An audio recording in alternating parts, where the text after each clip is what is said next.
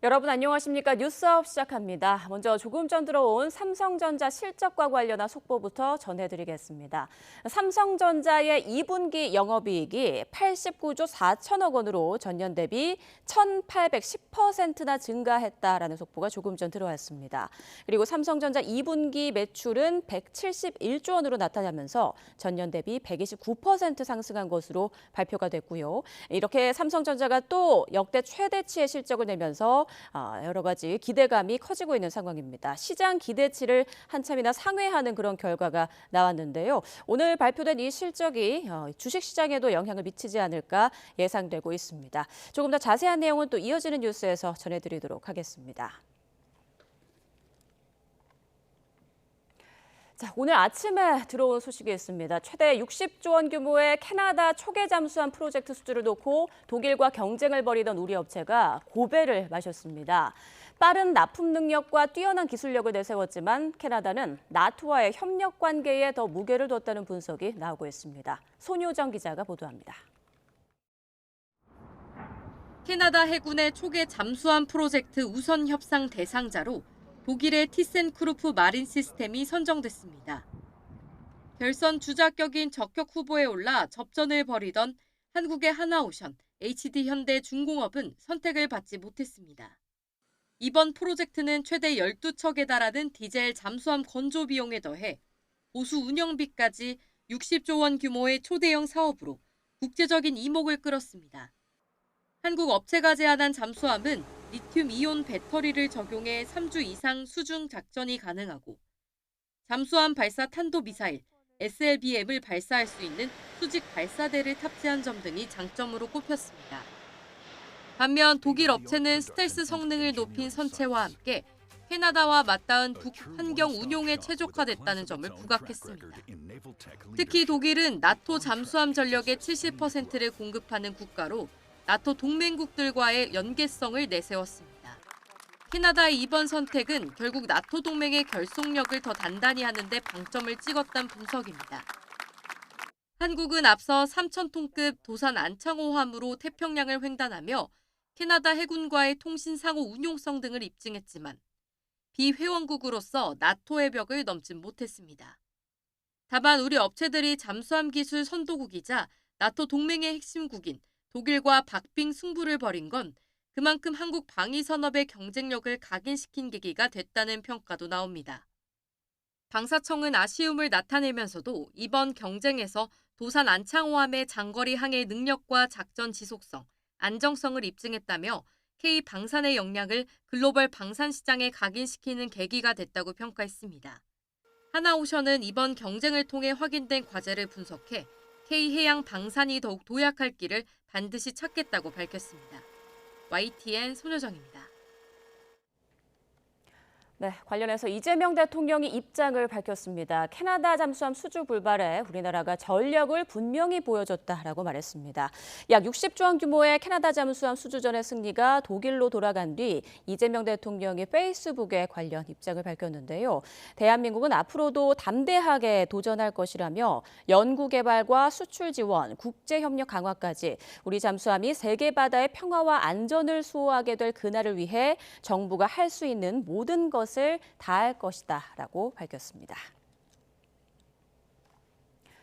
다음 소식입니다. 트럼프 미국 대통령은 피파 회장에게 판정 재검토를 요청한 건 맞지만 지시를 한 건 아니라고 주장했습니다.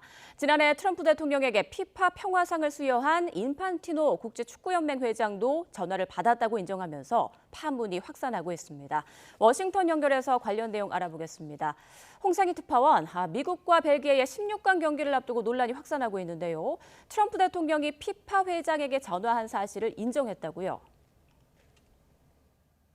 네, 그렇습니다. 오늘 백악관에서 발로건 선수의 출전 정지에 대해 인판티노 피파 회장과 통화했느냐는 기자의 질문에 그렇다고 답했습니다. 자신이 경기 장면을 직접 봤다면서 두 선수가 전속력으로 달리다 충돌했을 뿐 반칙이 아니었다고 주장했는데요.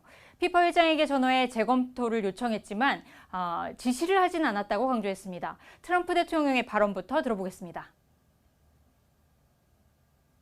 But all I did, I asked for a review because I didn't think it was a foul.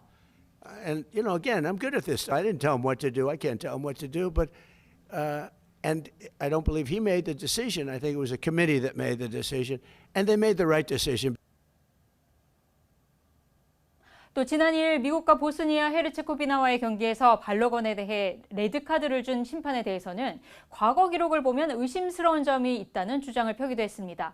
월스트리트저널은 발로건의 징계 철회를 위해 미 정부 고위 당국자들이 조직적으로 대응한 월드컵 역사상 가장 대담한 계획이었다고 꼬집었습니다.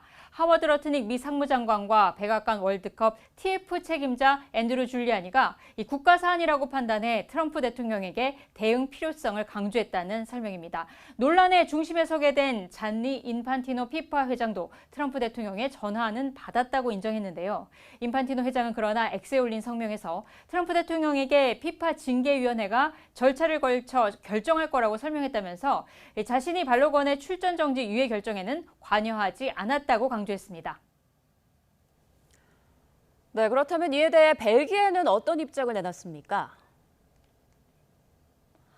벨기에 왕립축구협회가 입장을 내놨습니다. 공정한 경쟁과 스포츠 기본 원칙을 지키기 위해서 끝까지 싸우겠다는 입장을 밝혔습니다. 피파의 징계 유예 결정에 대한 설명을 요구했지만 피파는 항소 절차를 마무리할 시간이 앞으로 몇 시간뿐이라고 통보해왔을 뿐 아무런 정보도 제공하지 않았다고 비판했습니다. 축구 심판 출신인 막심 프레보 벨기에 부총리 겸 외무장관은 만약 전화 한 통으로 결정된 조치라면 스포츠의 기본적인 규칙을 훼손한 거라고 목소리를 높였습니다. 벨기에 축구 대표팀인 데블스 팬들도 이 레드카드를 받은 선수가 다시 출전하게 된 상황을 납득할 수가 없다는 입장이었는데요. 들어보겠습니다. S'il a influencé la décision pour que la personne rejoue, franchement, c'est honteux, tout simplement.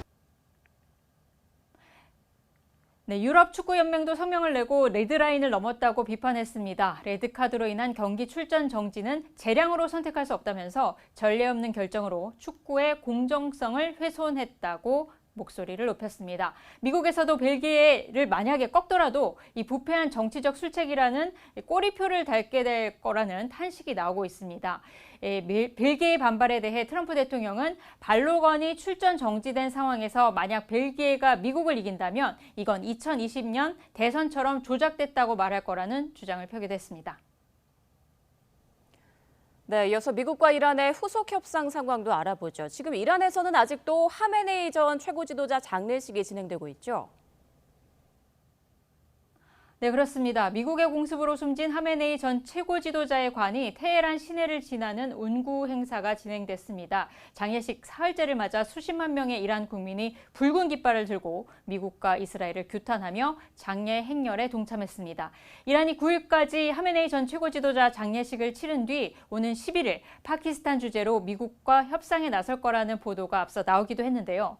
트럼프 대통령은 오늘도 이란은 핵무기를 가질 수 없다고 강조하면서 합의와 공격 재개 가능성을 모두 언급했습니다. 들어보시죠. Look, we're going to win one way or the other. We're either going to make a deal or we're going to finish the job, okay? And it won't be tough to finish the job.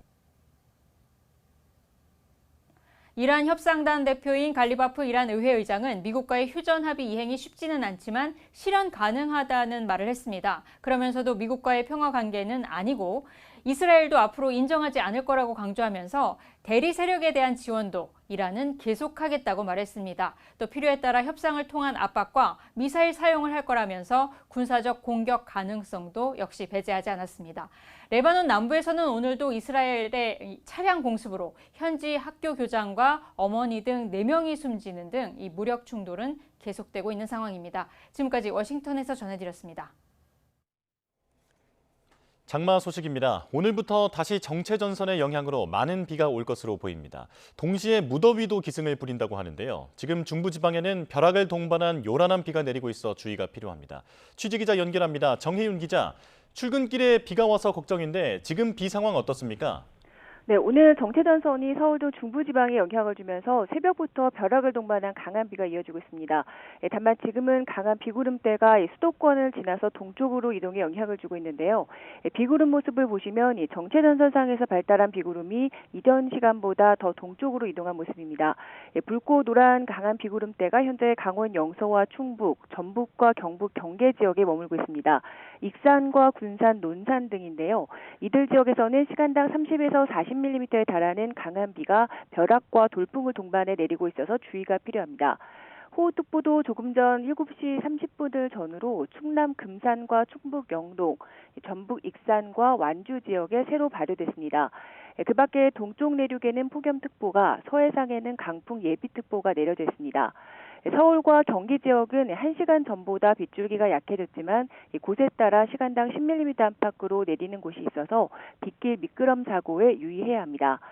정체전선은 오늘 오전까지 중부 내륙에 조금 더 영향을 준 뒤에 북쪽으로 밀려 올라갈 것으로 보입니다. 따라서 오후에는 내륙의 소나기만 지나겠습니다.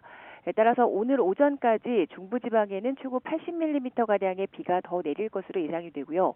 하지만 내일과 모레 사이에도 정체전선이 또 한 번 발달하면서 중부지방으로 유입되겠습니다. 기상청은 수도권을 비롯한 중부지방에 최고 150mm 이상, 남부지방에도 최고 120mm 이상의 비를 예고했습니다. 이번 주는 비와 함께 33도를 오르내리는 찜통 더위도 동시에 기승을 부릴 전망입니다. 또 밤사이에는 최저기온이 25도에 달하면서 열대야가 나타나는 곳도 있겠습니다.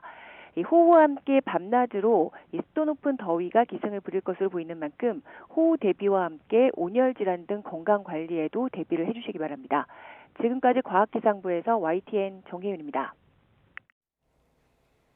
5.18 민주화운동 조롱 응원으로 논란을 빚은 배제고 야구부 학생들이 광주를 찾아 직접 사과했습니다. 광주 제1고 학생들 앞에서 사죄의 의미를 담은 글을 낭독하고 국립 5.18 민주묘지도 참배했습니다. 나현호 기자입니다. 전세버스 석 대가 서울 배제고등학교를 빠져나갑니다. 여러 시간을 내달려 도착한 목적지는 광주 제1고등학교. 지난달 29일 야구 경기 도중 벌어진 조롱 응원을 사과하기 위한 방문입니다. 교복에 넥타이까지 메고 온 배제고 선수들은 내내 잔뜩 굳은 표정이었습니다. 두 학교 선수들은 강당에서 마주서서 서로를 바라봤습니다. 모든 선수들이 진심으로 깊이 반성하고 있으며 야구를 떠나서 인성이나 태도가 인생에서 얼마나 중요한지 깨닫고 배제고 선수들은 광주 1고 선수단을 향해 고개를 숙였습니다. 광주 방문에 동행한 학부모는 물론이고 사과의 뜻을 전하던 교장까지 울먹임을 참지 못했습니다. 통합과 화합의 미래로 나아가야 합니다. 다시 한번 가슴속 깊이 진심으로 사과드립니다. 죄송합니다. 두 학교 선수단과 학교 관계자들은 손을 맞잡으며 서로에게 화해의 뜻을 전달했습니다. 마음으로 사과하는 것도 중요하고 몸으로 실천하는 것도 중요한데 더 중요한 것은 앞으로 더 잘 사는 겁니다. 더 잘 살기 위해서 어깨에 움츠리지 마시고 고개 들고. 광주 학생 독립운동 기념탑에서 참배한 배제고 학생들은 이어 국립 5.18 민주묘지를 찾아 헌화했습니다. 이렇게 받아주셔서 오늘 이렇게 참배까지 할 수 있는 어떤 그런 시간을 만들어줘서 학생들에게도 굉장히 의미 있었다라고 생각합니다. 너무나 감사드리고 5.18 기념재단은 해설사를 투입해 배제고 학생 선수단의 5.18을 설명하고 한강 작가의 소설 소년이 온다를 전달했습니다. YTN 나연호입니다. 배제고 논란은 학생들의 사과와 화해로 일단 수습 국면에 들어갔습니다. 이번 일을 계기로 학교에 퍼진 혐오와 조롱을 철저하게 차단하되 징계를 받은 학생들의 미래는 열어줄 수 있는 지혜가 필요하다는 목소리가 나옵니다. 이경재 기자입니다. 배제고 야구부의 지역 비하, 조롱 응원 사태가 발생한 지 일주일. 배제고 선수들이 광주를 찾아 직접 용서를 구하고 광주 1구 선수들이 사과를 받아주면서 일단 사태는 진정 국면으로 접어들었습니다. 경기장 안에서 발생한 일이 크게 확산한 건 이미 우리 교실은 물론 사회 곳곳에 조롱과 혐오의 문화가 폭넓게 퍼져 있기 때문입니다. 교육부와 시민단체 등이 뒤늦게나마 경각심을 갖고 대책 마련에 나선 건 그나마 다행. 저는 야구부 응원에서 비슷한 일이 발생하지 않아야 하고 나아가 교실에서도 조롱과 혐오에 대한 감수성을 높이는 계기로 삼아야 합니다. 그러니까 우리가 아이들에 대한 이해, 요즘 그런 아이들의 놀이 문화에 대한 이해, 이런 부분들이 더 필요하다라고 해서 거기도 지금 심각하게 받아들이고 있습니다. 조치가 있을 걸로 생각합니다. 잘못은 확실하게 짚고 넘어가되 당장 프로 입단과 입시를 앞둔 배제고 3학년 학생들의 미래도 살필 필요가 있습니다. 대한야구소프트볼협회에서 내린 6개월 출전 정지 징계가 형식적으로는 큰 영향을 주지 않지만 특히 여론에 민감한 대기업이 소유한 프로구단에서 해당 선수를 뽑기란 현실적으로 쉽지 않습니다. 징계를 내린 협회와 드래프트를 시행하는 KBO 등이 부담을 나눠서 지고 함께 나서야 하는 이유입니다. 학생 스포츠는 물론 학생 사회에서도 이런 혐오나 징오나 이런 일들이 근절되는 그런 계기가 반드시 됐으면 좋겠고요. 대한야구협회나 KBO에서 그런 부분을 잘 살펴서 선의의 피해자는 생기지 않는 방안도. 회원 4만 5천 명이 가입한 국내 최대 야구선수 학부모 온라인 카페에서도 어른들부터 반성하고 지금부터라도 떠가운 문화를 바꿔야 한다는 자성론이 늘고 있습니다. YTN 이경재입니다. 아이돌 그룹 리센누 멤버의 무섭노 발언에 대해 일각에서 일배식 표현이라는 지적이 되기되며 논란이 일고 있는 가운데 국립국어원에 관련 질의가 올라왔습니다. 국립국어원 온라인 게시판에 지난달 29일 올라온 글입니다. 경북 지역에서 태어나 40년째 살고 있다고 밝힌 작성자는 어릴 때부터 자연스럽게 써왔던 무섭노, 잘했노 등의 노 어미체에 대해 일종의 혐오성 표현으로 생각하는 사람들이 있다며 국립국어원의 입장을 물었는데요. 국립국어원이 답변을 내놨습니다. 종결어미 노는 경상도 지역의 방언으로 의문문에서는 의문을 나타내는 종결어미로 사용하고 있다는 건데요. 다만 이 쓰임에 대한 상세한 내용은 학자에 따라 다양한 의견이 있을 수 있어 단정적으로 말하기는 어렵다고 답했습니다. 경상도 출신의 개그맨 김시덕도 이번 논란에 대해 자신의 생각을 밝혔습니다. 정말 많은 방언 관련 자료들을 찾아봤는데 리센느 원희의 무섭노는 의문형 종결어미가 맞다며 언제부터인가 이런 사투리에 대해 일배로 몰아가는 분들이 있어 일배 아이다라고 대꾸를 했었다라고 경험담을 전했습니다. 이어 사투리도 도시마다 세대마다 다르다며 젊은 사람이 쓰는 그런 사투리는 일배라고 프레임을 씌우는 것은 영파이다라고 현 상황에 대한 불편함을 드러냈습니다. 이번 논란은 지난달 28일 걸그룹 리센트 유튜브 채널에 올라온 한 영상에서 시작됐습니다. 일본인 멤버 미나미의 고향집을 방문한 영상에서 경남 거제 출신인 멤버 원희가 무섭노라는 표현을 쓴 겁니다. 달콩 소리 나는데? 뭐야? 네, 뒤에서. 무섭노. 무섭노, 전에부터 무서워. 이에 대해 일각에서 고 노무현 전 대통령을 비하하는 특정 커뮤니티의 유행어라는 주장이 제기됐고 정치권에서 불을 지폈는데요. 조국 전 조국혁신당 대표가 나의 관찰로는 일배는 표준말 뒤에 기계적으로 노를 붙여서 사용한다며 문제 제기를 한 데 대해 우재중 국민의힘 최고위원이 노 전 대통령을 이용하는 정치가 오히려 젊은 세대에게 반감을 일으킨다고 지적했고 또 여기에 이준석 개혁신당 대표도 말끝 하나로 사상 검증하려고 한다며 가세한 겁니다. 사투리를 썼다는 이유로 단순 해프닝으로 지나갈 수 있었던 일이 정치권 공방, 나아가 사회적 논쟁으로까지 이어진 상황. 배제고 사태에 이어 이번 논란도 사태를 키운 건 어른들이라는 점에서 어른들, 특히 정치인들의 자중이 필요한 때라는 목소리가 커지고 있습니다. 자, 5.18이 성역화됐다는 발언으로 논란을 일으킨 이병태 규제합리화위원회 부위원장이 결국 사퇴했습니다. 논란이 된 지 사흘 만인데요. 이 부위원장은 표현의 자유를 주장했지만 청와대는 공인의 표현의 자유는 개인과 다를 수 있다고 밝혔습니다. 박희재 기자가 보도합니다. 이병태 부위원장은 지난해 대선 당시 홍준표 후보 캠프에 있다가 지난 3월 이재명 정부에서 총리급의 파격 발탁됐습니다. 하지만 스타벅스 구호로 도마에 오른 배제고 야구부를 향한 비판에 5.18이 성역이 됐다, 북한의 모습이라고 반박하며 논란을 일으켰습니다. 여권에서는 사퇴 압박이 이어졌습니다. 청와대도 경고 조치를 내리다 사안이 엄중하다고 판단해 결국 사퇴를 권고했습니다. 이 권고에 따라 이 부위원장은 사퇴 의사를 전했고 청와대는 이를 수용하기로 했다고 강유정 수석대변인이 밝혔습니다. 홍익표 정무수석은 이와 관련해 해당 직위가 총리급 고위직인 점을 고려하면 개인의 표현의 자유는 공인과 다르다고 설명했습니다. 자신의 입장에서는 표현의 자유에 영역 안에 있을 수 있다고 생각할 수 있겠지만 이 국정의 부담이라든지 최근의 정치권의 논란, 우리 사회 여러 가지 논란에 등등을 감안하며 이 부위원장은 사퇴 직후 SNS에 임명권자인 이재명 대통령과 정부에 부담을 줘선 안 된다는 판단에 직을 내려놓기로 했다고 전했습니다. 다만 일부의 성역을 강요하는 사회가 되면 안 된다. 자유와 방종의 경계를 권력이 자의로 정하면 전체주의의 시작이라고 항변했습니다. 더불어민주당은 이 부위원장 사퇴에 대해 표현의 자유는 존중받아야 하지만 차별이나 역사 왜곡마저 용인될 수 없다며 날을 세웠습니다. 다만 국민의힘에선 정권의 역사관과 다른 견해를 밝혔다는 이유로 축출된 거라며 통합과 포용을 말하며 배제와 숙청을 자행한다고 쏘아붙였습니다. 통합과 실용, 중도 확장을 기치로 보수 인사를 기용한 이후 표현의 자유를 놓고 극명한 인식차를 보인 셈인데 향후 인사 영입 기조에도 영향이 있을지 주목됩니다. YTN 박 기자입니다. 아이돌 멤버가 사용한 단어 하나를 두고 정치권에서 갑론을박이 벌어졌습니다. 혐오와 차별의 언어에 대한 논란이 계속되고 있는데요. 어디까지가 표현의 자유일까요? 관련 내용 포함한 정치권 이슈들 박성민 전 더불어민주당 최고위원, 강전애 전 국민의힘 대변인과 짚어보겠습니다. 안녕하십니까? 네, 안녕하세요. 네.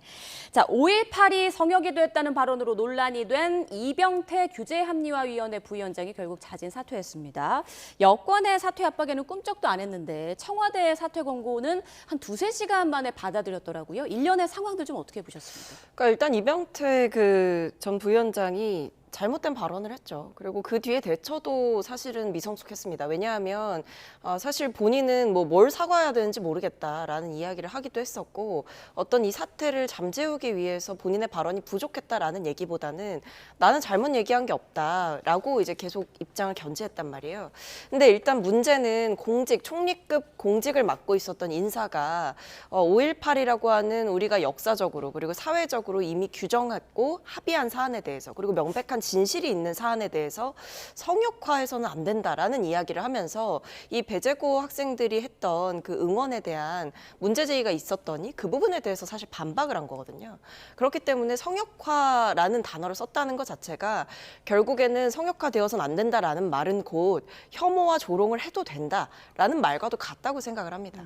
그렇기 때문에 그 부분을 암묵적으로 용인한다라는 뜻을 본인이 스스로 내비쳤고 심지어는 북한을 끌어들여서까지 이야기를 했기 때문에 사실 정부의 인사로서도 적절치 못한 발언이었고 특히나 그렇게 고위직에 있는 인사로서 본인의 발언에 대한 공적 책임의식이 있다면 해서는 안 되는 발언이었다.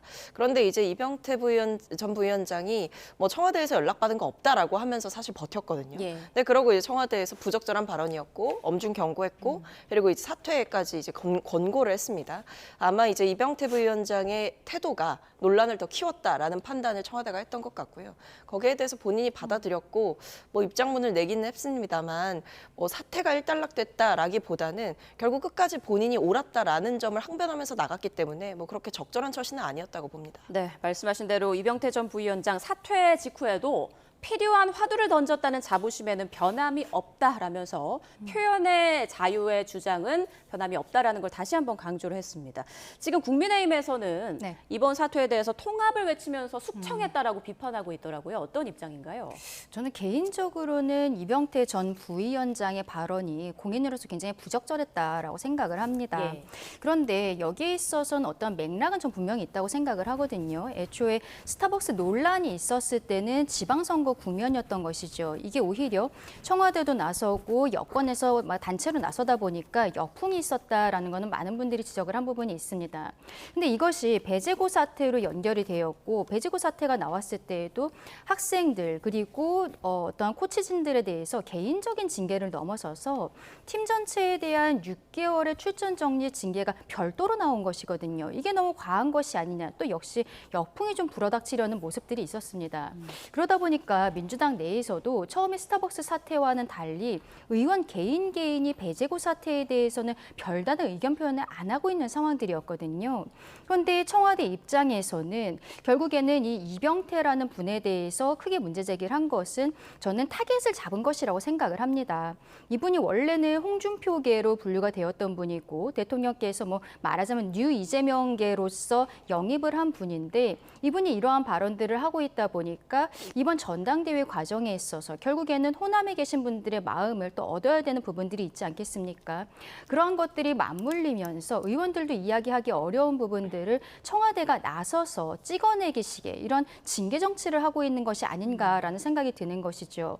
왜냐하면 이제 이병태 위원장 같은 경우에는 바로 전날만 하더라도 본인이 사퇴할 이유가 전혀 없다라고 이야기를 했었어요. 그런데 갑작스럽게 청와대에서 사퇴 요구가 들어가고 그러면서 본인이 나가는 형태로 가면서까지도 SNS에 저런 글들을 옮겨서 보면은 결국에는 하나의 징계라고 저는 생각을 하거든요. 이번 전당대회를 앞두고 여러 가지로 호남의 당원들의 마음을 달래기 위한 이러한 것들이 아니었을까, 이런 행동이 아니었을까 생각합니다. 네, 이 부분도 짧게 여쭤보고 싶은데 사실 통합인사로서 이해훈 전 기획예산처 장관 이후 두 번째 낙마잖아요. 통합인사가 실패했다라는 얘기도 나오고 있는데 이 부분은 어떻게 생각하시나요? 일단 실패했다라고 이제 규정을 할 만한 타이밍은 아닌 것 같고요. 왜냐하면 이 부분에 대해서 사실은 여러 갑론을박이 있어 왔기 때문에 앞으로 좀 더 지켜봐 주시면 좋겠다라는 생각은 들고, 다만 이병태 그 전 부위원장에 대해서는 이미 사전에 막말 논란이 있긴 했었습니다.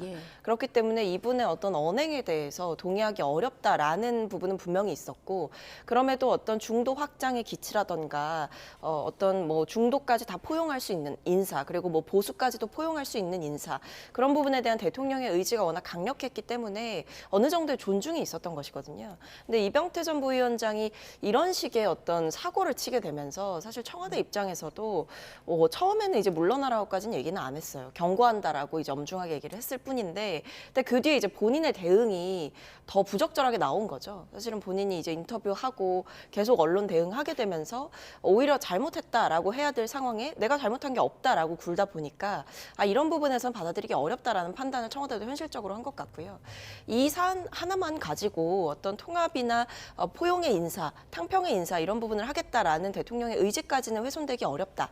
다만 이런 과거에 막말 전력이 있었던 인사라든지 좀 특히 역사적 사실 혹은 사회적 사안에 대해서 부적절한 발언을 했던 인사에 대해서는 기용하는 것을 다시 한번 고민해볼 필요는 있다라는 생각이 듭니다. 네. 이 부분은 하나 짚고 넘어갈 것이요. 결국에는 저희 국민의힘에서 이야기하는 것은 이병태라는 인물은 뉴 이재명으로서 이번에 이재명 대통령과 함께하게 된 사람이거든요. 그렇기 때문에 찍어내는 것이 결국에는 김민석 총리의 전당대회 과정에 있어서의 어떤 걸림돌 이런 것들이 되지 않기 위한 부분이 아닌가라고 생각이 드는 것입니다.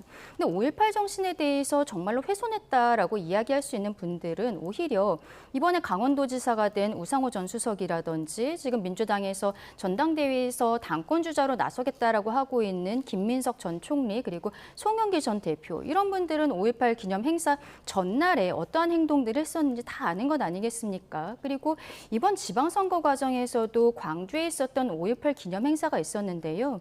국민의힘 장동혁 대표가 직접 광주에 갔습니다. 아마도 장동혁 대표를 지지하는 분들 입장에서는 광주에 직접 가는 것에 대해서는 조금 반대하는 분들도 있었을 것 같은데 개인적으로는 굉장히 용감한 결단이 아니었나 생각합니다. 그런데 그때 광주 전남시 통합시장 후보로 나왔었던 민영배 후보가 뭐라고 이야기를 했냐면 장동혁 대표가 광주에 오는 것은 계란을 맞고 피해자 프레임을 하기 위해서 오는 것이다. 이런 이야기를 했거든요.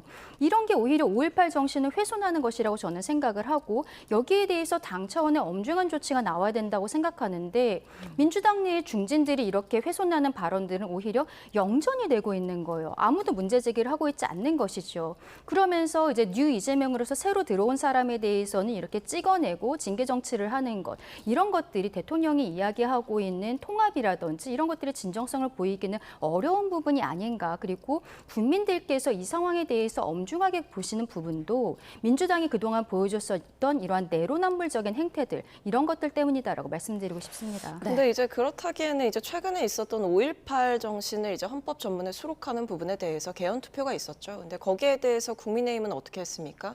원래 윤석열 전 대통령 시절에 대선 공약이기까지 했었고, 심지어 지금 최고위원을 하고 있는 김재원 그 최고위원 같은 경우에는 과거에도 최고위원을 했었는데 그때도 얘기했던 게 뭐 그거는 립서비스다 이렇게 얘기하면서 문제가 됐던 때가 있었어요. 23년에.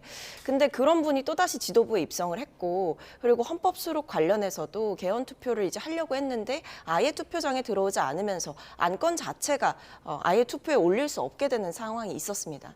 그렇기 때문에 물론 이제 민주당에서 있었던 부적절한 일에 대해서 민주당 인사들 차원의 어떤 부적절한 문제에 대해서 제기해 주시는 부분은 이해를 하지만, 결국 가장 최근으로 거슬러 올라왔을 때 정말 어떤 이 5.18 민주화 운동에 대한 폄훼 말들, 혹은 이 헌법 수록을 통해서 진정으로 우리가 이 사안 자체를 사회적으로 이제 완전히 합의하고 규정하겠다라고 하려고 했던 그런 약속들, 심지어 본인들도 했던 약속을 아예 투표장에 들어오지 않으면서 사실상 저는 반대했다고 보거든요.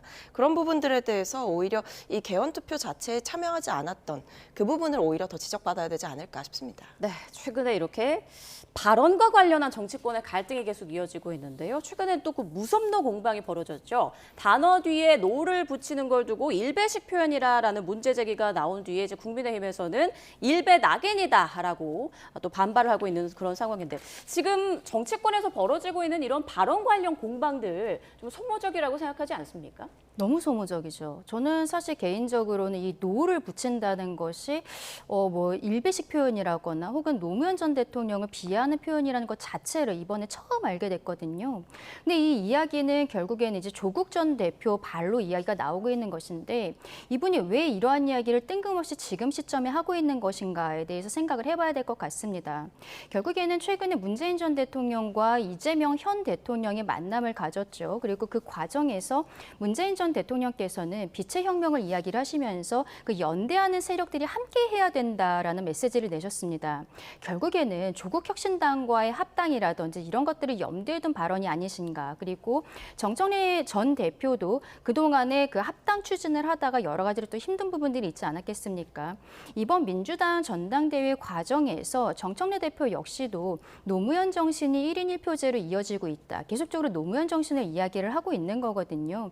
이 과정에서 조국 혁신당도 사실상 조국 대표가 평택에서 떨어진 이후에 당에서의 좀 상황들이 언론에서 보도 자체도 거의 되지 않고 있는 상황이기 때문에 좀 약간의 무리수를 두면서 이런 형태로 노무현 정신에 대해서 이야기를 하려고 무리를 하고 있는 것이 아닌가 싶습니다. 그런데 네. 문제는 이렇게 이야기를 하면서 이 젊은 아이돌이 완전히 좌표가 찍혀버린 거예요. 남의 인생을 거의 나락으로 보내면서 본인들의 존재감을 올리려고 하는 이런 모습들이 저는 우리 국민들께서 보시기엔 굉장히 좋지 않을 것이라는 생각이 들고요.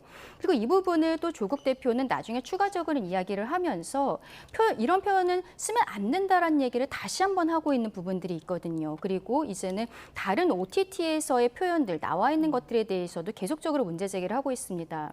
이런 것들은 어떻게 보면 정청래 후보 입장에, 아직 후보는 아니죠. 정청래 전 대표 입장에서는 부담감이 가는 부분일 수도 있겠다라는 생각이 듭니다만, 조국 혁신당이 지금 당이 존폐의 기로에 서 있는 상황에서 마지막 발버둥이 아닌가 개인적으로 그렇게 생각합니다. 네, 조국 전 대표 최근 인기를 끄는 드라마 김부장의 원작 웹툰 대사를 지적하기도 했습니다. 5분 23초라는 그 대사에 대해서 노 전 대통령 서거일인 5월 23일을 떠올리게 한다 이런 말을 했는데, 조금 전 대변인께서는 조국 혁신당 합당을 염두에 둔 정치적 발언 아닌가 이런 말씀을 해주셨어요. 어떤 의견이신가요?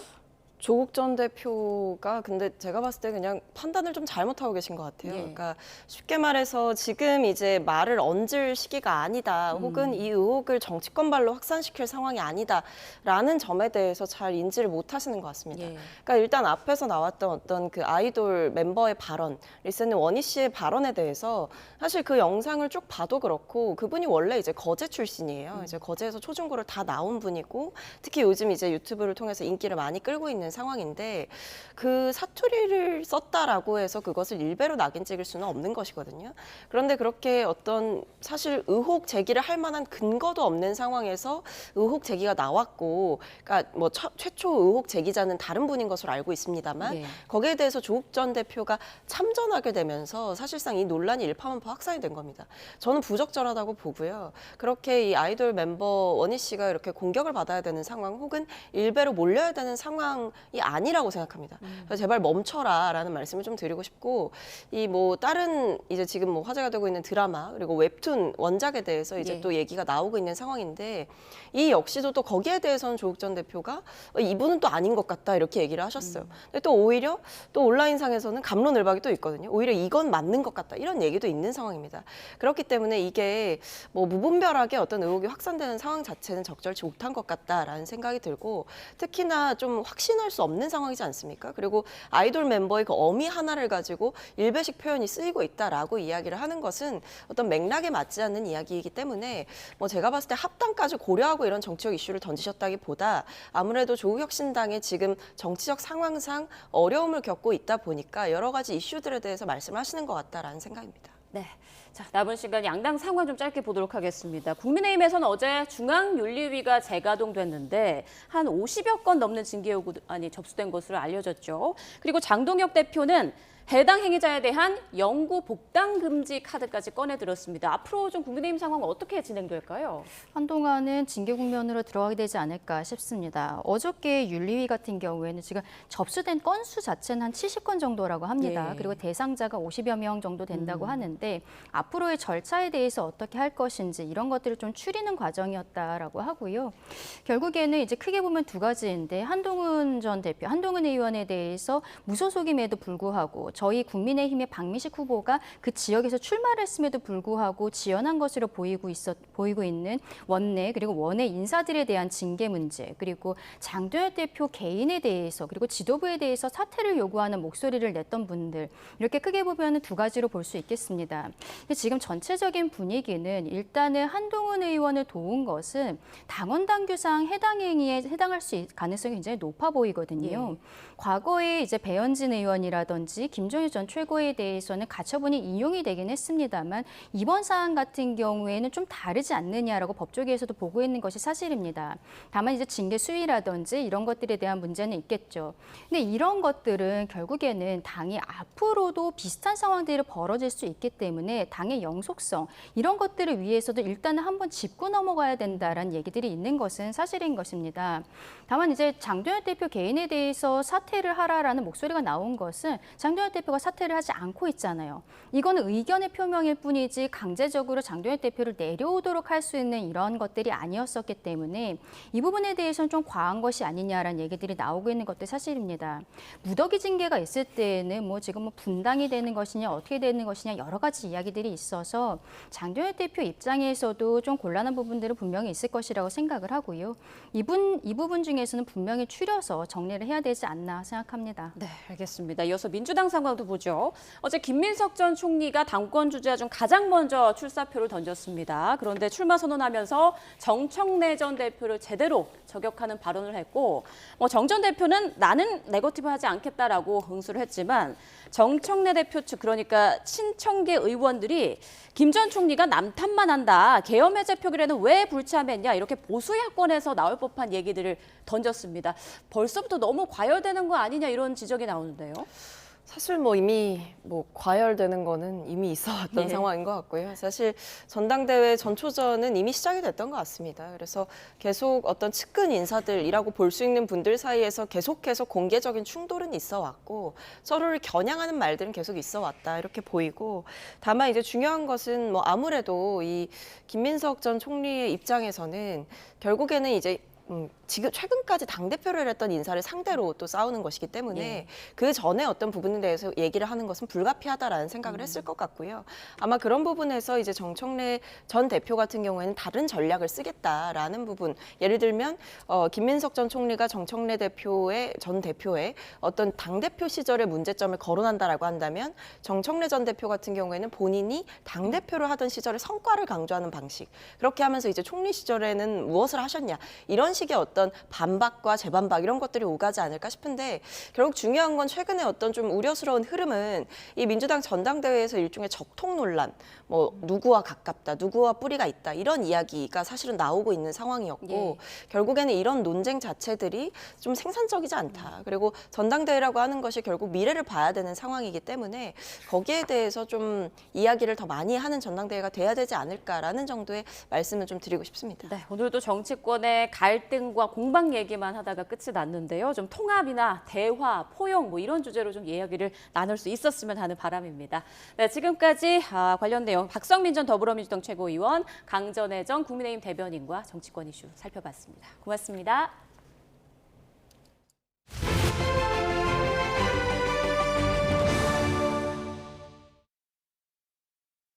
네, 방금 들어온 속보 전해드리겠습니다. 지금 충남 곳곳에 비가 강하게 내리고 있는데요. 충남 금산 지역에 시간당 60mm에 달하는 극한호우가 쏟아지면서 이 지역에 호우경보가 발령됐다는 소식이 들어왔습니다. 발효 시각은 오전 7시 55분입니다. 그 밖에 충북 옥천과 경북 성주, 전북 무주, 경북 영천과 칠곡, 대구 중부 등에도 호우주의보가 추가로 발령됐습니다. 기상청은 정체전선상에서 발달한 비구름이 동쪽으로 이동하면서 더 활성화해 지금 충청과 경북 일부 지역에 영향을 주고 있다며 오늘 오전까지 일부 지역에 강하고 많은 비를 내리겠다고 밝혔습니다. 오늘 오전까지 중부지방에는 최고 80mm의 비가 예상되는 상황이고요. 수도권을 비롯한 중부지방에 내일과 모레 사이에도 최고 150mm 이상, 남부지방에도 최고 120mm 이상의 많은 비가 예보된 상황입니다. 피해 없도록 각별히 대비를 잘 해야겠습니다.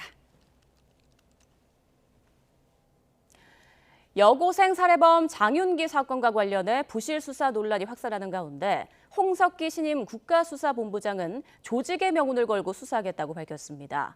경찰의 수사권 확대를 앞두고 불거진 수사 공정성 논란을 의식해 엄정 대응 기조를 밝힌 것으로 보입니다. 배민혁 기자입니다.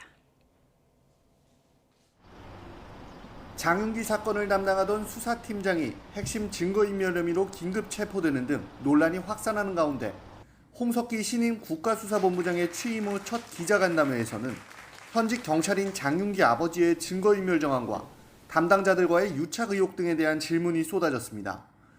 이에 홍 본부장은 유구무원이라며 엄정 대응 방침을 밝혔습니다. 부실 수사 의혹에 대한 수사감찰 중 수사 전환 필요성을 보고받고 엄정 수사를 지시했다며 한 점의 의혹도 남지 않도록 조직의 명운을 걸겠다고 강조했습니다.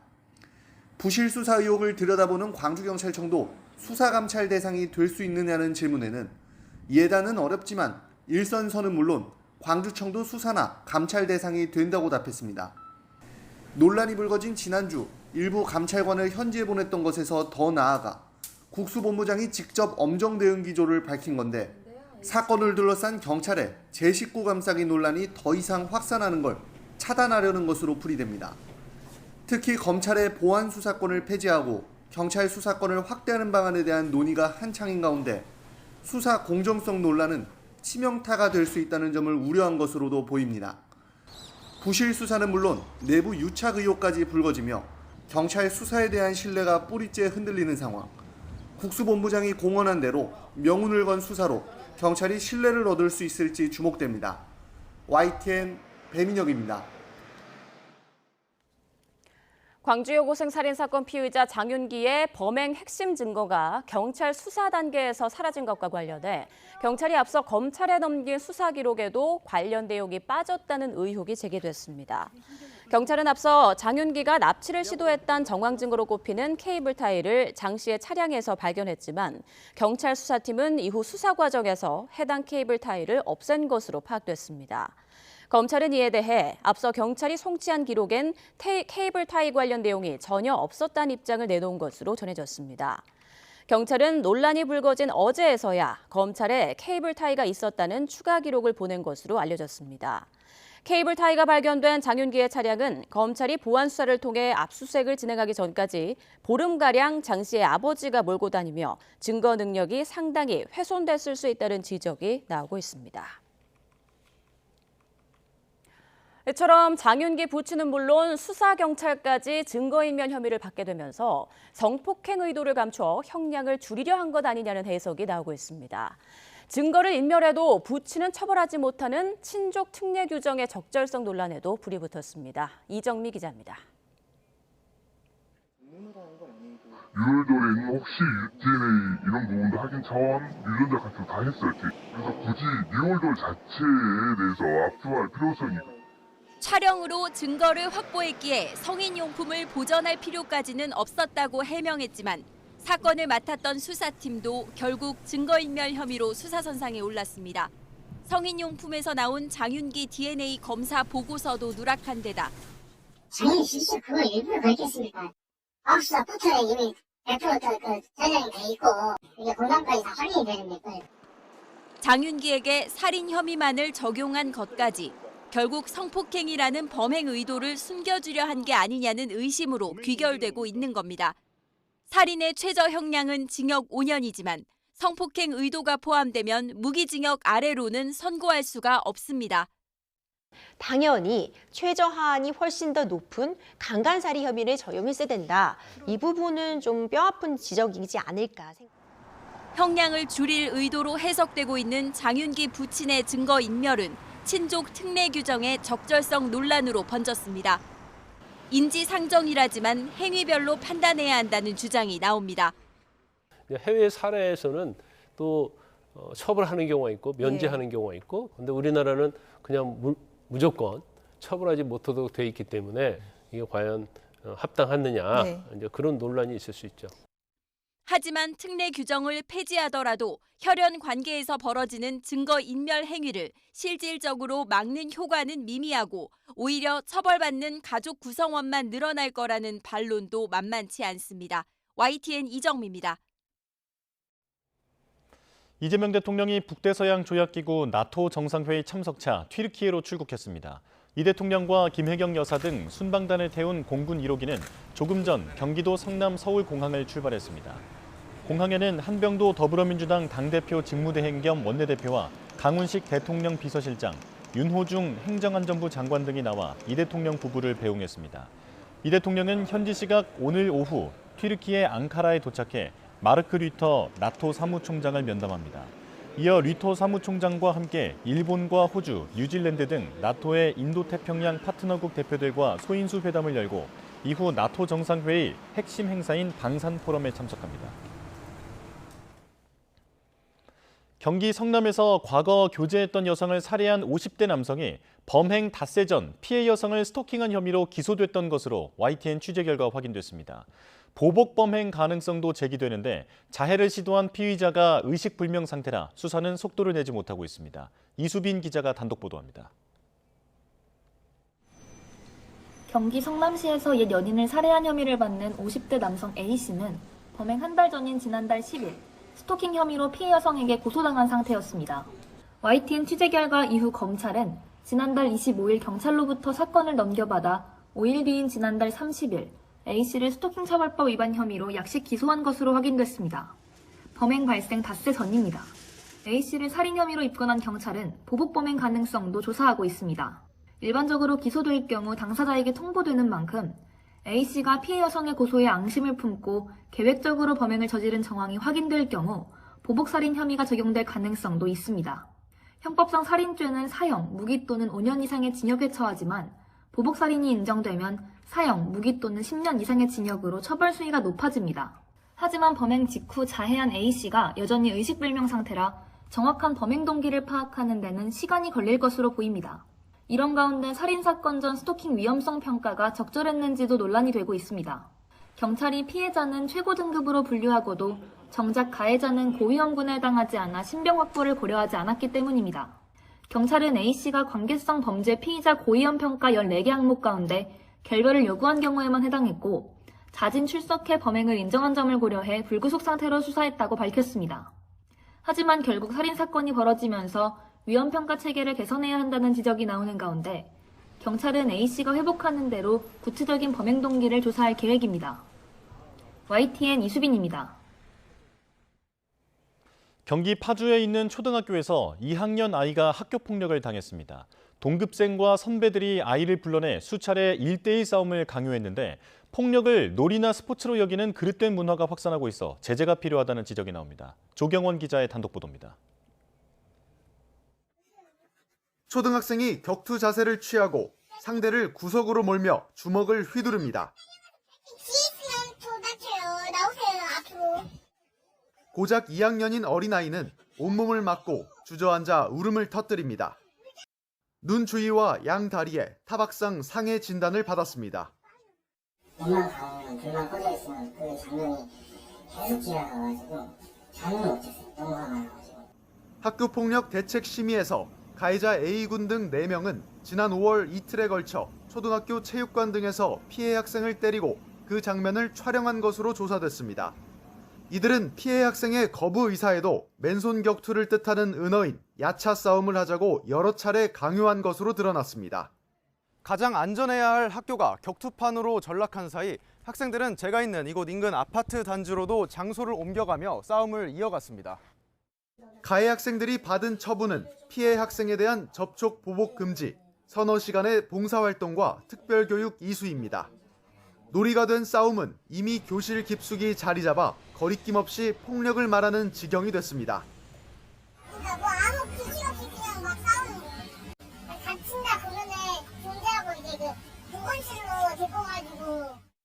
최근에는 청소년들의 싸움 영상을 사고 파는 텔레그램방과 SNS 계정이 등장해 큰 논란이 되기도 했습니다. 그 어린아이의 폭력성이 성인기까지 이어질 가능성이 굉장히 크다는 겁니다. 이들이 성장을 하면서 어떤 문제를 해결할 경우에 폭력적 행동이 우선시되는 학생들이 폭력에 무방비 노출되는 일이 반복되고 있어 교육당국의 지도와 감독을 강화하는 것은 물론 적극적인 제재도 필요해 보입니다. YTN 조경원입니다.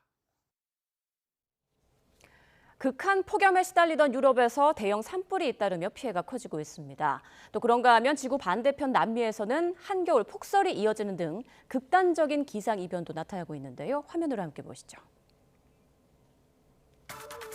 현지 시각 4일 그리스 제2의 도시 테살로니키 교회 모습입니다. 인근에서 시작된 산불이 강풍을 타고 거세게 번지면서 교회로까지 확산한 건데요. 거대한 화염이 건물을 집어삼키고 차량들도 검게 불탄 모습입니다. 스페인도 사정은 마찬가지입니다. 카탈루니아 지방에서 대규모 산불이 동시다발적으로 발생해 인근 지역 주민 9,700명에게 대피령이 내려졌습니다. 수백 명의 소방대원이 투입돼 진화 작업을 벌이고 있지만 바람이 점점 강해지면서 진화에 어려움을 겪고 있습니다.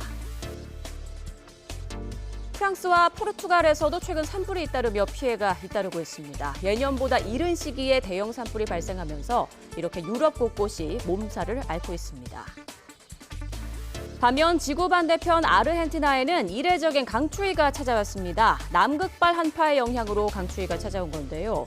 부에노스아이레스의 7월 초 날씨는 한국의 늦가을 정도로 보통 7도에서 15도 정도지만 지난 3일엔 체감 온도가 0도까지 떨어졌고 수도 부에노스아이레스주의 해안가 지역엔 보기 드문 눈까지 내리는 진풍경이 벌어졌습니다. 폭염이 북반구를 강타하는 가운데 남반구에서는 이례적인 한파가 이어지는 등 극단적인 기상현상이 이어지는 상황.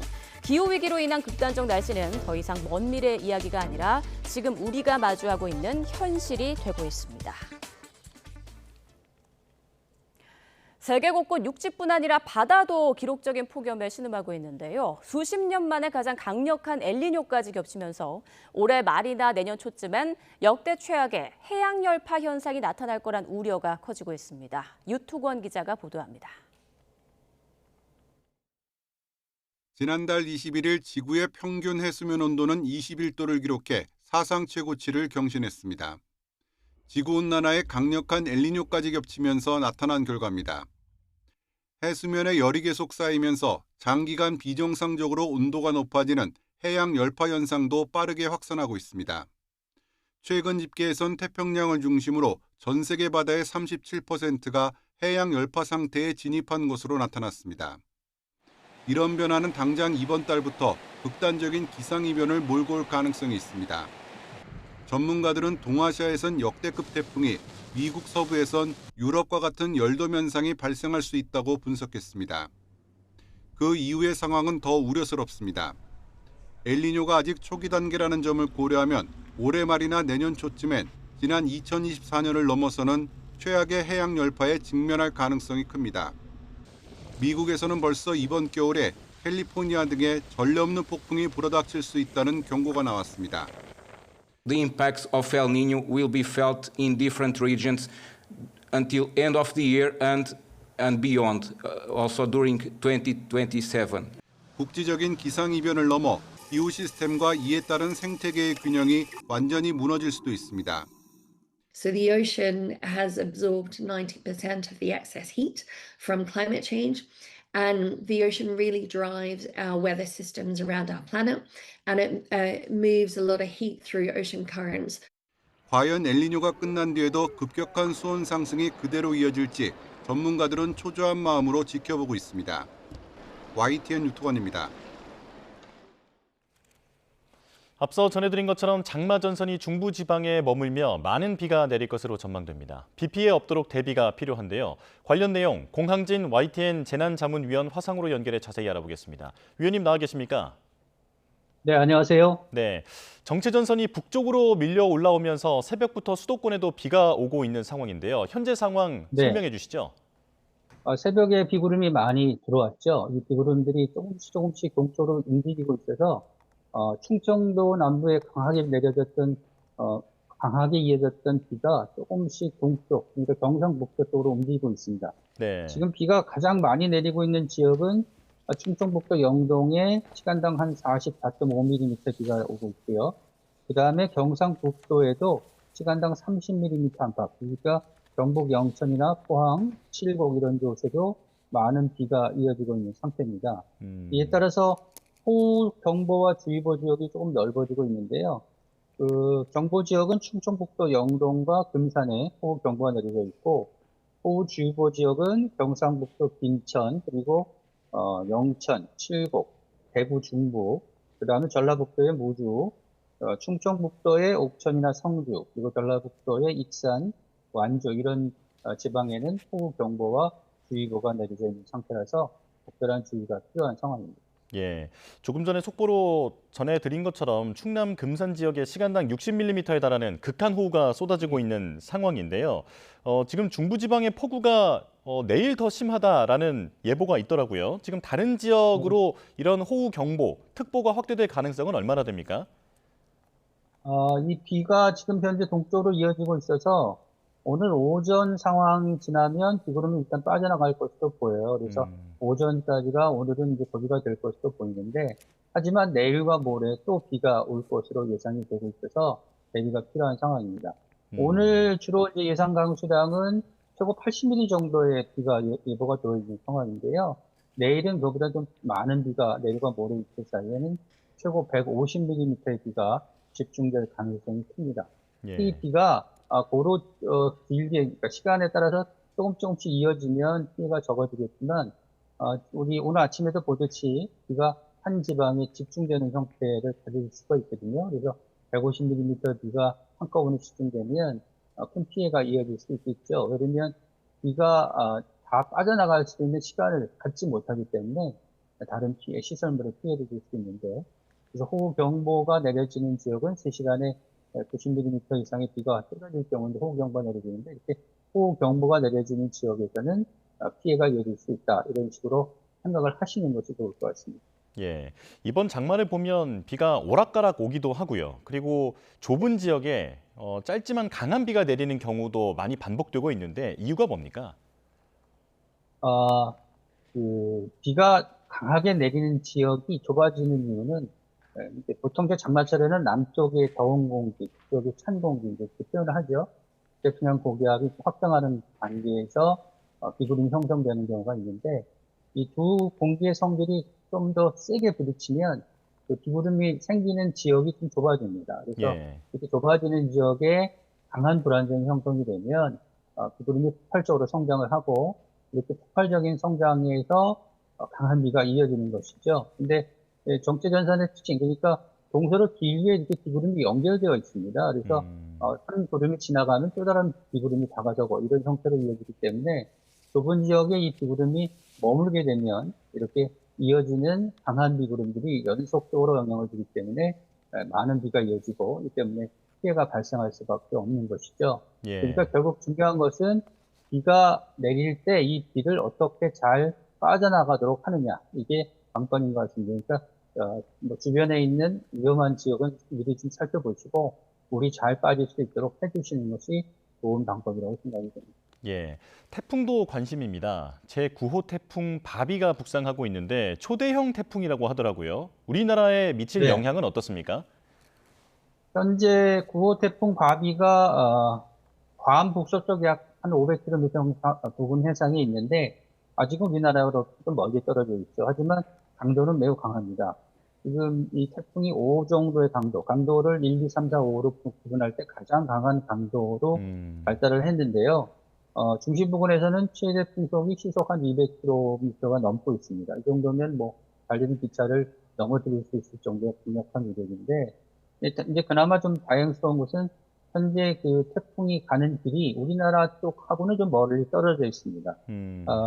강한 강도를 유지하고 있지만 주말쯤에는 대만 북쪽 정도를 지나서 중국에 상륙할 것으로 보이는데, 하지만 이 이제 태풍이 이렇게 우리나라에서 좀 떨어져 있다고 해도 우리나라 쪽으로 많은 수증기 공급이 가능한 그런 형태죠. 그래서 아직 완전히 마음을 놓을 수는 없는데요. 이제 태풍이 중국에 상륙한 뒤에 저기압으로 변했을 때 이 저기압이 갖고 있는 비구름이 우리나라로 이동하게 되면 우리나라에 집중호우로 뿌릴 수가 있습니다. 근데 이제 현재 상황은 조금 이제 뭐 약간의 변화가 있을 것으로 보이긴 하지만 우리나라의 중부지방보다는 북한 쪽에 이 비구름이 영향을 줄 가능성이 좀 높아 보여요. 그래서 북한에 많은 비가 쏟아질 가능성이 있고요. 다만 우려스러운 것은 이 비구름 남쪽 경계, 그러니까 비구름의 태풍이 변질돼서 생기는 비구름의 남쪽 경계가 우리나라 중북부에 영향을 줄 가능성도 있어서 아직 완전히 마음을 놓을 단계는 아닙니다. 다만 태풍이 이제 아직은 멀리 있고 올라오면서 변화할 수 있는 가능성이 있기 때문에 조금 더 태풍의 진로에 대한 관심을 좀 갖는 것이 좋을 것 같습니다. 예, 강풍이 오지는 않더라도 수증기를 공급해서 비가 더 많이 온다든지 하는 가능성은 있다라는 말씀이신데요. 그리고 앞서 리포트로도 저희가 전해드렸는데 유럽에서는 폭염, 산불이 기승을 부리고 있습니다. 그런데 또 남미에는 갑자기 눈이 왔다고 하더라고요. 지금 이런 기상 이상 어떤 이유로 발생하고 있는 겁니까? 네, 지구가 더워지면서 지구가 지금 어떨 줄 몰라 하는 것 같아요. 그래서 이제 원래는 열적인 불균형을 해소하는 방향으로 아주 편안하게 이 지구가 유지해 왔는데 현재는 지구가 갑자기 더워지고 있잖아요. 그러니까 이 열을 어떻게 할지 상당히 곤란스러워하는 상황인 것 같아요. 보통 이제 온난화의 역설이라고 해서 우리도 겨울에 추운 날씨가 올 때가 있잖아요. 예를 들면 북쪽에 머물던 북극의 찬 공기가 남쪽으로 제트기류에 따라서 내려오는 경우, 이런 경우에 한반도에도 폭풍, 한파, 이런 것들이 이어지는데 현재 남미 상황은 이제 반대로 보시면 되겠죠. 그러니까 남극의 찬 공기가 이례적으로 조금 더 북쪽으로 올라왔다고 볼 수가 있습니다. 그러니까 우리가 여름일 때 이제 남반구는 겨울이잖아요. 겨울이니까 우리 북쪽의 찬 공기는 북반구에 영향을 주고 남극의 찬 공기는 이제 남반구에 영향을 주는데 이 찬 공기가 이례적으로 조금 더 북쪽으로 올라왔다. 그 이유는 우리나라 겨울에 한파가 밀려오듯이 이렇게 제트기류가 말하자면 사행, 그러니까 휘어지면서 그 제트기류에 따라서 찬 공기가 남쪽으로 이동한 것도 볼 수 있고요. 그리고 우리나라 영향을 주는 태평양의 수증기가 많아진 것과 같이 이쪽 남반구에도 수증기가 많아졌거든요. 그래서 이 많아진 수증기가 찬 공기가 북쪽으로 밀려오면서 영향을 주는 단계에서 많은 눈을 뿌렸다. 이렇게 볼 수가 있겠습니다. 예. 그렇다면 올 여름 우리나라 더위는 어떻게 전망됩니까? 좀 어려운 질문이긴 하지만 최근 여름철의 특성을 보면 매해 똑같은 형태의 날씨가 이어지진 않고 있어요. 그래서 아주 지구가 더워지고 바다가 뜨거워지는 것과 같이 지구의 변화도, 기후의 변화도 아주 극단으로 치닫고 있는데, 다만 이제 한 가지 우리가 최근에 몇 년을 쭉 이어져 보면 여름철에 아주 강한 열파가 밀려오면 기온이 극단적으로 치솟는 경우를 흔히 볼 수 있거든요. 그래서 40도 가까이 기온이 올라갈 수도 있고, 또 이것이 지금 유럽과 미국에 영향을 줬던 그 블로킹 현상, 한 공기가 빠져나가지 못하고 오래 머무는 현상이 이어지면 열이 점점 더 쌓일 수밖에 없죠. 그래서 시험이 이어질 가능성이 있는데 이런 경우도 배제할 수는 없습니다. 그러면 지구가 더워지면서 지구의 공기 흐름이 원활하지 못한 것이죠. 그러니까 지구가 서해에서 동으로 이렇게 쭉 꾸준히 연결되면서 빠져나가면 좋지만 조금 전에 말씀드렸듯이 지구가 공기가 한 곳에 이렇게 블로킹 현상 때문에 막혀버리면 혈액이 막혀서 몸에 이상이 오듯이 이렇게 기류가 막히면 지구의 날씨도 극단으로 치닫을 수밖에 없고 또 오래 이어질 수 있다는 그런 현상이 빚어지기 때문에 올 여름의 폭염도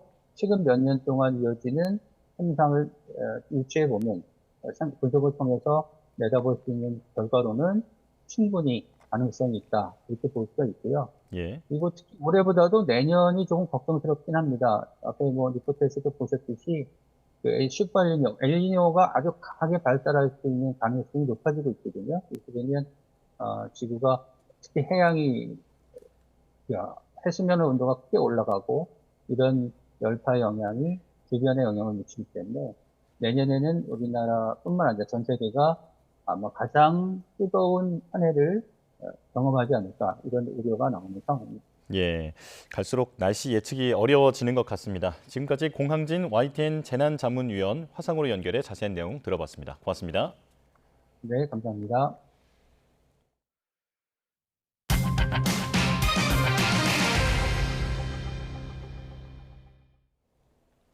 삼성전자가 인공지능 시대 중요 자원으로 부상한 메모리 반도체 초호황에 힘입어 지난 2분기 또 역대 최대 실적을 기록했습니다.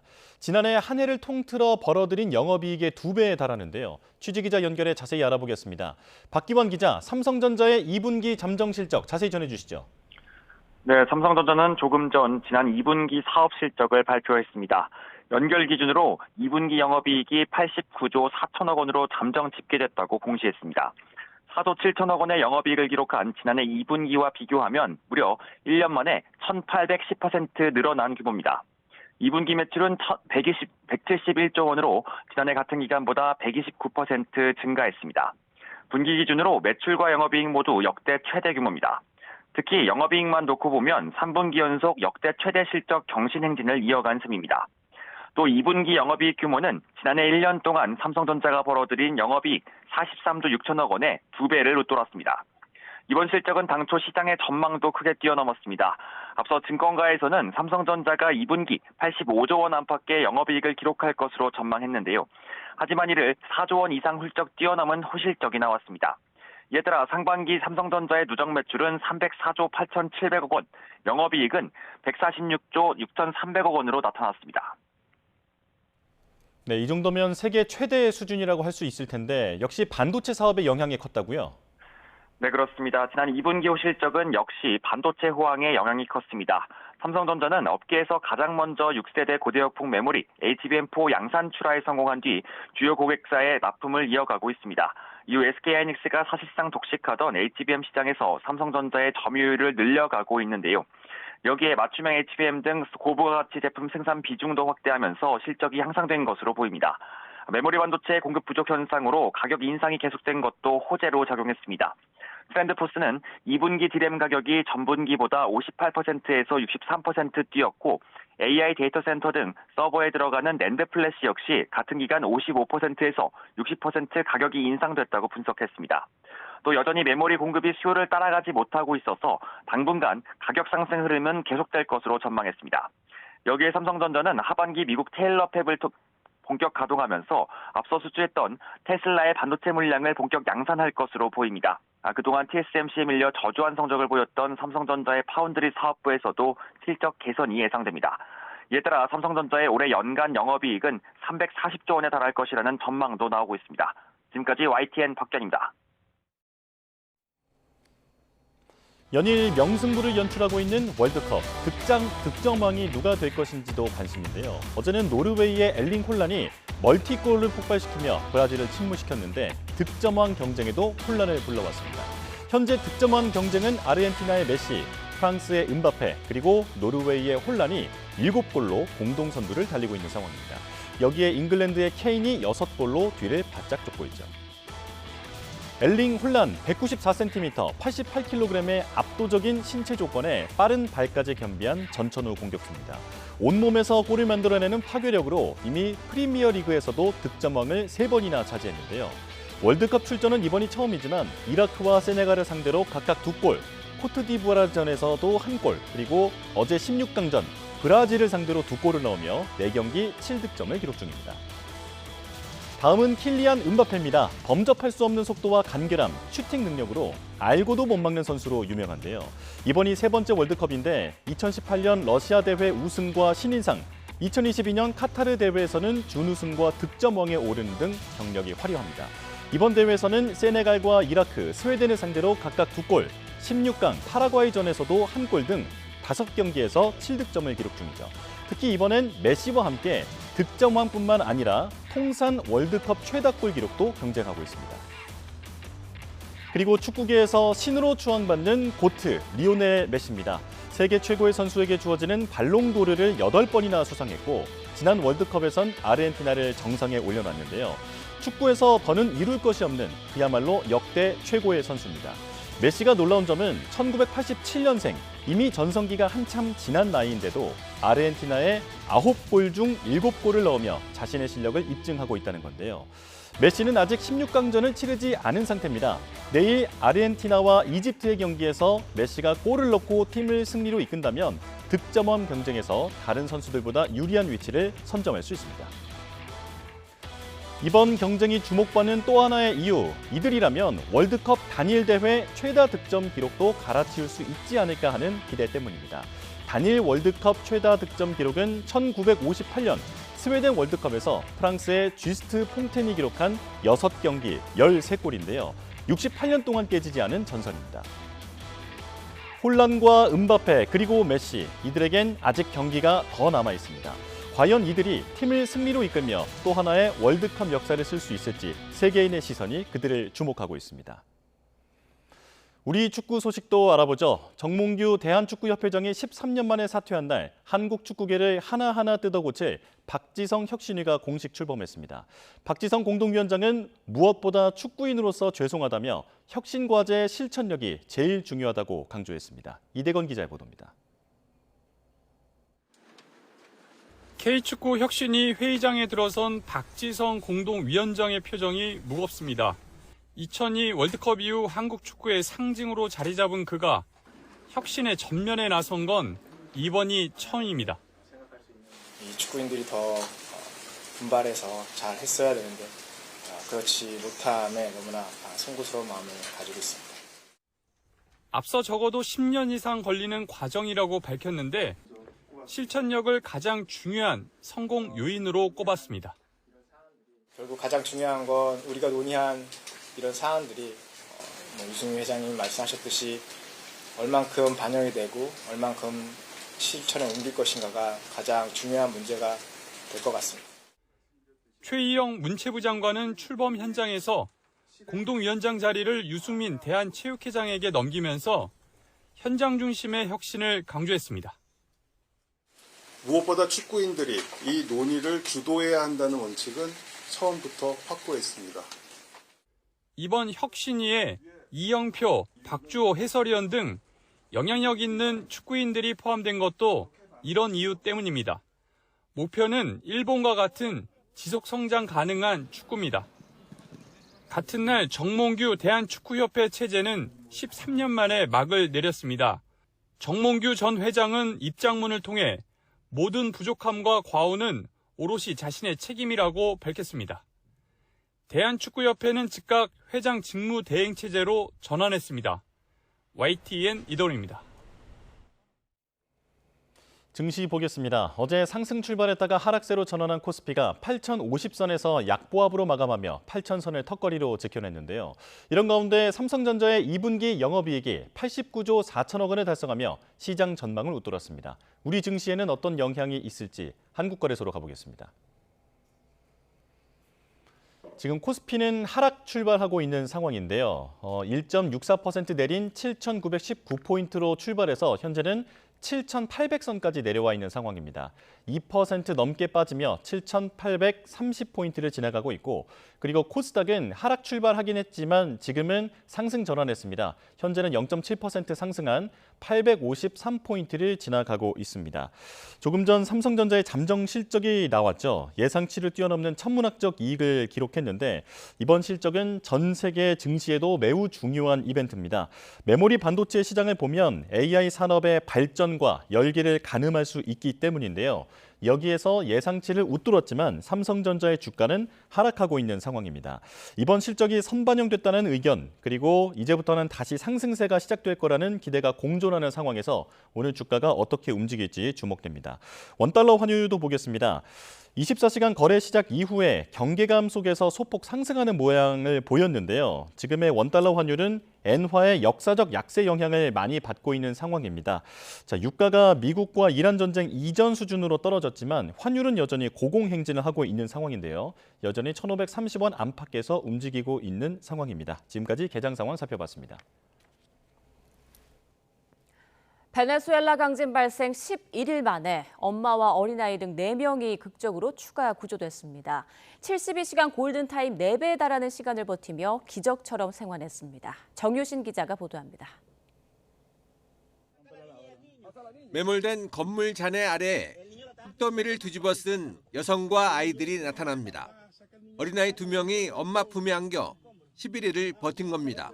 엄마는 아이의 안부를 물을 정도로 양호하지만 아이들은 쉽게 눈을 뜨지 못합니다. El niño lo está asfixiando más, papi, sácalo. Saca el niño primero, papá, saca el niño primero, limpia los escombros. 또 다른 건물 잔해에서 남성 생존자도 무사히 구조됐습니다. 강진 발생 11일째, 무려 267시간 만입니다. 생존 마지노선으로 보는 72시간 골든타임에 4배에 달하는 시간을 버텼습니다.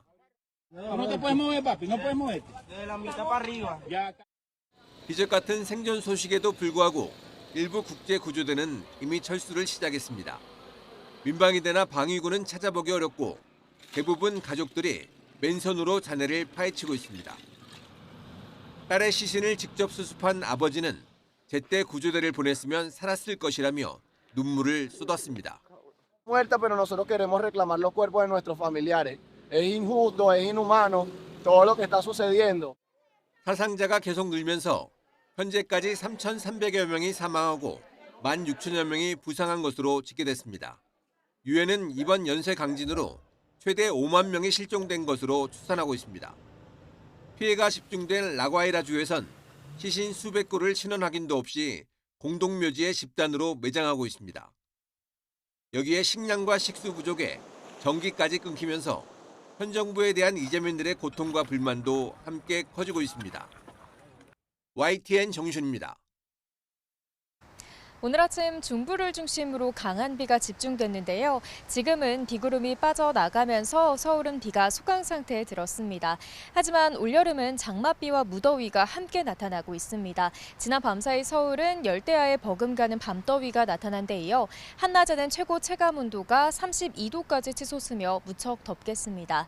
현재 레이더 화면부터 살펴보겠습니다. 오늘 아침 중부 곳곳에 강한 비를 뿌렸던 비구름이 남동쪽으로 이동하면서 현재 충북과 경북을 중심으로 시간당 20에서 40mm의 집중호우가 쏟아지고 있습니다. 이에 따라 충북 영동과 충남 금산에는 호우경보가, 전북 북부와 경북 남부 곳곳으로는 호우주의보가 발령 중인데요. 오늘 오전까지 이들 지역은 최고 40에서 60mm의 비가 더 내리겠습니다. 이후 오후에는 비가 대부분 소강 상태에 들겠지만 곳곳으로 대기 불안정으로 인한 소나기가 지나겠습니다. 비양은 5에서 최대 60mm로 지역 간 강수 편차가 크겠습니다. 곳곳에 폭염주의보가 이어지는 가운데 밤사이 열대야나 열대야 수준의 밤더위가 나타난 곳이 많았는데요. 오늘 서울 한낮 기온 30도, 전주 33도, 대구는 34도까지 치솟겠습니다. 내일은 다시 전국으로 장맛비가 확대하겠고 특히 중부를 중심으로 최고 150mm 이상의 폭우가 쏟아질 전망입니다. 오늘 비나 소나기가 내리는 곳에서는 기습적인 비가 벼락과 돌풍을 동반하며 요란하게 내릴 수 있겠습니다. 시설물 관리와 교통 안전에 각별히 유의해 주시기 바랍니다. 지금까지 YTN 윤수빈입니다. 네, 조금 전 속보가 들어왔습니다. 전국 곳곳에 강한 비가 내리는 가운데 전국 대부분 지역의 산사태 위기경보가 주의 단계로 상향됐다라는 소식입니다. 산림청은 오늘부터 모레까지 전국 대부분 지역에 많은 비가 예보돼 산사태 발생 위험이 커질 것으로 예상된다며 서울을 포함한 수도권과 또 강원도, 충청과 전북, 경북 등 전국 11개 시도의 산사태 위기경보를 관심에서 주의 단계로 높였습니다. 네, 또 산사태 위험 지역의 주민들은 긴급 재난 문자와 마을 방송 등에 귀 기울이고 비가 집중될 때는 야외 활동을 자제해달라고 당부했는데요. 산사태 위기 경보는 위험 정도에 따라 관심과 주의, 경계 심각 순으로 발령됩니다. 자세한 날씨 소식은 이어지는 뉴스에서 전해드리겠습니다. 네, 뉴스원 마칩니다. 내일 다시 뵙겠습니다. 고맙습니다.